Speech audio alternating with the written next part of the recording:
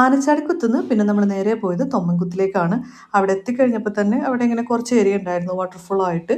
അവിടെ ഇങ്ങനെ റെസ്ട്രിക്റ്റഡ് ആയിട്ട് ഇങ്ങനെ കെട്ടിയിട്ടിട്ടുണ്ടായിരുന്നു. അതിൻ്റെ ഓപ്പോസിറ്റ് ആയിട്ട് നമ്മൾ എൻട്രൻസ് കണ്ടു. അപ്പോൾ എൻട്രൻസിൽ കൂടി കയറി അവിടെ നിന്ന് ഒരു ഐസ്ക്രീമൊക്കെ കഴിച്ച് കുറച്ച് നേരം അവിടെ ഇരുന്നു. എന്നിട്ടാണ് നമ്മൾ ഉള്ളിലേക്ക് പോയത്. അപ്പോൾ കുറച്ച് നേരം നമുക്ക് നടക്കാനുണ്ട്, കുറച്ചധികം നടക്കാനുണ്ട്. ട്രക്കിംഗ് ആണ് ഫോറസ്റ്റിൻ്റെ അകത്തുകൂടി. അപ്പോൾ അങ്ങനെ കുറേ നടന്നു. ഇടയ്ക്ക് വെള്ളമൊക്കെ കുടിച്ചിട്ടാണെങ്കിൽ പോയത്. കുറച്ചധികം നടക്കാനുണ്ടായിരുന്നു.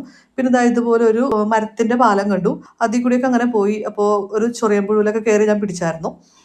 പിന്നെയും കുറേ പോവാനുണ്ട്. അങ്ങനെ നടന്ന് നടന്ന് അവസാനം നമ്മൾ വാട്ടർഫോളിൻ്റെ അടുത്തെത്തി. നല്ല ഭംഗിയുള്ള വാട്ടർഫോളാണ് കേട്ടോ. അത്യാവശ്യം നമുക്ക് സേഫായിട്ട് ഫാമിലി ആയിട്ടൊക്കെ പോയി വരാവുന്ന ഇറങ്ങാവുന്ന രീതിയിലുള്ളതാണ്.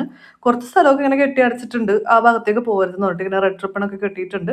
അല്ലാത്തടത്തൊക്കെ നമുക്ക് ഇറങ്ങാം. അത്യാവശ്യം രസമുണ്ടായിരുന്നു. അപ്പോൾ ഞാനിത് ഗൂഗിൾ ചെയ്ത് നോക്കിയപ്പോഴേക്കും 7 സ്റ്റെപ്പ് വാട്ടർഫോൾ എന്നാണ് ഈ തൊമ്മൻകുത്ത് വാട്ടർഫോൾ അറിയപ്പെടുന്നത്. നല്ല തണുത്ത വെള്ളവും ചുറ്റും കാടും ഒക്കെ ആയിട്ട് രസമുണ്ടായിരുന്നു. ഇപ്പം നമ്മൾ കൊച്ചിയിലുള്ളതൊക്കെ ആണെന്നുണ്ടെങ്കിൽ എപ്പോഴും അതിരപ്പള്ളിയിലായിരിക്കുമല്ലോ പോകുന്നത്. അപ്പോൾ അതിരപ്പള്ളി വാട്ടർഫോളൊക്കെ പോയി മതിയായി. ഇനിയിപ്പോൾ വേറെ എവിടെയെങ്കിലും പോകണമെന്ന് തോന്നിക്കഴിഞ്ഞ് കഴിഞ്ഞാൽ പിന്നെ നമുക്ക് അടുത്തൊരു ഓപ്ഷനായിട്ട് എനിക്ക് തോന്നിയിട്ടോ ഇത്.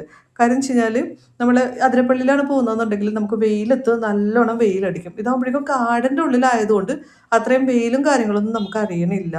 എപ്പോഴും ഒരു ഷെയ്ഡ് ഉണ്ട് ഇവിടെ. ഇപ്പം നമ്മൾ നട്ടുച്ചയ്ക്കാണ് ഇവിടെ ഇരിക്കുന്നത്, എന്നിട്ട് കൂടി നമ്മളത് അറിയണില്ല എന്നുള്ളതാണ്.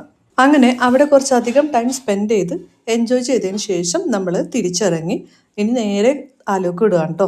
ഇതിപ്പോൾ ഏകദേശം ഒരു 2 മണിയൊക്കെ കഴിഞ്ഞിട്ടുണ്ട് കേട്ടോ. അവിടെ അങ്ങനെ ഇരുന്ന് സമയം പോയത് അറിഞ്ഞില്ല, വിശപ്പൊന്നും തോന്നിയില്ല. തിരിച്ചിറങ്ങി കഴിഞ്ഞപ്പോഴേക്കും എനിക്ക് നന്നായിട്ട് വിശക്കാൻ തുടങ്ങി. അപ്പോൾ വരുന്ന വഴിക്ക് നമ്മൾ തൊടുപുഴയിൽ ഇറങ്ങി ഭക്ഷണം കഴിച്ചു. ഒരു 6 മണിയൊക്കെ ആയിക്കഴിഞ്ഞപ്പോഴേക്കും തന്നെ നമ്മൾ വീട്ടിലെത്തി കേട്ടോ. അപ്പോൾ അത്രയേ ഉള്ളൂ. Bye bye.